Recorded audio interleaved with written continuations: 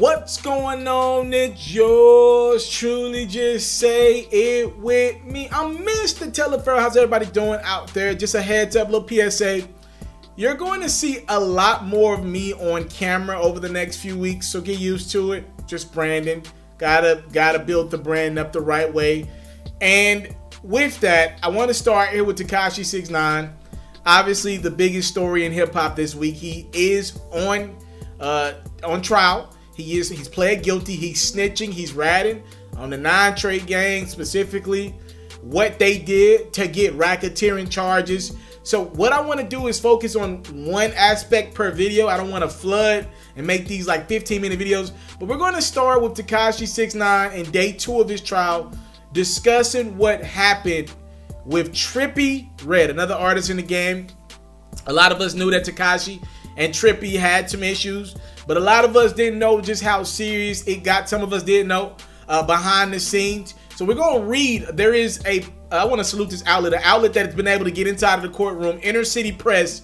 They've been in the courtroom pretty much tweeting Tekashi's word for word testimony. So I want to read you guys like a slew of tweets, just kind of breaking down just exactly how far Tekashi went to snitch on everything him and the 9 Trey gang did to Trippie Redd, including jumping him and even exposing Trippie Redd's affiliate with a rival blood set. Let's get into these tweets. It's crazy. It's Tekashi 6ix9ine in front of a judge today. 6ix9ine said, "One of my main disputes was with Trippie Redd. He was another set of bloods, so was Casanova." And then we get into Trippie Redd. He said, "Me and Trippie Redd were signed to the same label. There's a lot of jealousy involved. He was signed first. I later on signed a couple months after. We had a song. It was successful. Then jealousy. We got into online disputes. We attacked Trippie Redd at this hotel. Then a question was asked to Tekashi, can you walk the jury through what happened? Tekashi said, of course, that man couldn't wait to rat. He said Trippie Redd's manager said he wanted to squash the beef. At the time, I was very upset with Trippie. He had already said a lot. Trippie Redd's manager gave us the address of his video shoot. I told Shotty I wanted something done about Trippie. Shotty said, say less, we'll get on top of it." Shotty was Tekashi's former manager. And again, Tekashi's detailing that the person that leaked the address of where Trippie Redd would be at was Trippie Redd's manager. But again, the manager thought he was going to squash the beef between Tekashi and Trippie. At least that's my understanding. Tekashi said, we go to Red Hook or around there, industrial area. I'm in a Jeep. We see Trippie Redd's Sprinter van.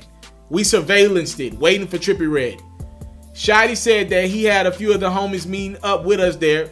We stake out. Trippie Redd comes. Gets in with 15 people. We follow him for an hour on the highway. I recall Harv coming in, a 4-door Honda. Harv was Tekashi 6ix9ine's former bodyguard, a little bit of the muscle, a part of the 9 Trey gang as well. The Sprinter van gets to the hotel. We don't want to get spotted. Shotty gets out, tells me to stay in the car. Harv parks parallel to the hotel. He's with like 3 other guys. Shotty comes back screaming, it's fucking Treyway. I love my niggas. We got that nigga. 6ix9ine said Shotty said Harv punched Trippie Redd in the mouth. For some reason, again, Harv's lawyer is present as well. This is, again, Tekashi's former bodyguard. He didn't object. And at this point in time, Harv did assume a role with your entourage. Tekashi said, I used him as a bodyguard. After the incident with Trippie Redd, I saw that Harv was more of a doer. He's a big guy. I gave him the enforcer job.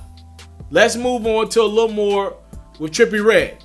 In another incident, 6ix9ine says we went to confront Trippie Redd in Times Square, but French Montana was there. French Montana was Trippie's protection when he was in New York City. 6ix9ine said Trippie should have checked in with us, 9 Trey.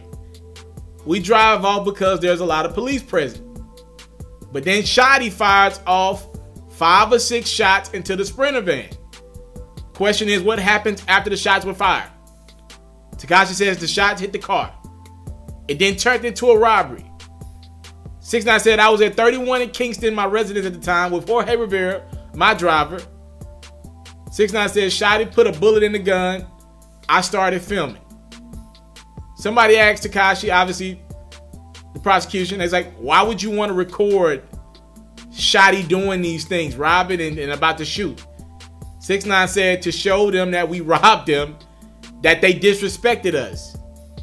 Now the videos will show in the courtroom, and Tekashi said in the middle of Times Square, in the middle of the day, Tekashi said, what the fuck? I'm fucking famous by now. Someone's going to see me with a fully loaded gun in my hoodie. We tried to flag some cabs down, but they weren't stopping for us, so we took the train. We took the train from Times Square to Fulton Street in Brooklyn. What happened to what you stole, the backpack? It was put in 31 Kingston, my place of residence. It wasn't like a trophy or nothing.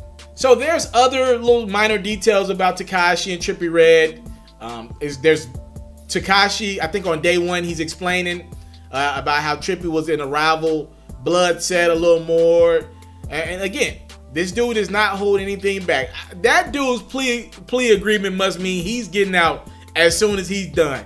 Because that boy is talented. Oh, y'all remember back in the day in school, 3rd, 4th grade, when the teacher would leave a room and the teacher would look for the teacher's pet to make sure everyone stayed in line and everything was together on the up and ups, and that person would be in charge of making sure no one talked, no one cheated on the test, no nothing.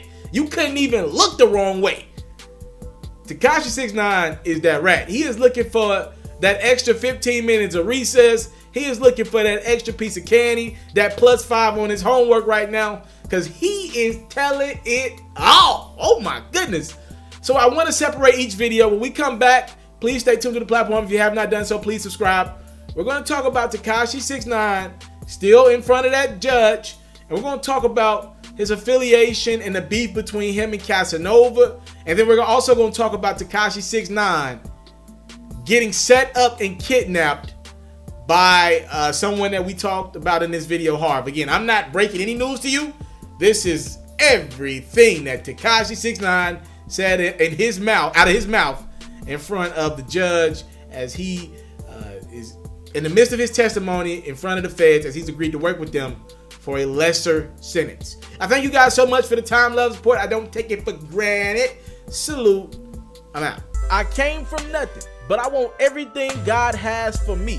I interview celebrities. I talk sports. I still represent the culture. I got the kids, they tuned in. We locked in right now, Mr. Taliaferro. Taliaferro. Shout out to Mr. Taliaferro. You're watching Mr. Taliaferro TV. Mr. Taliaferro TV.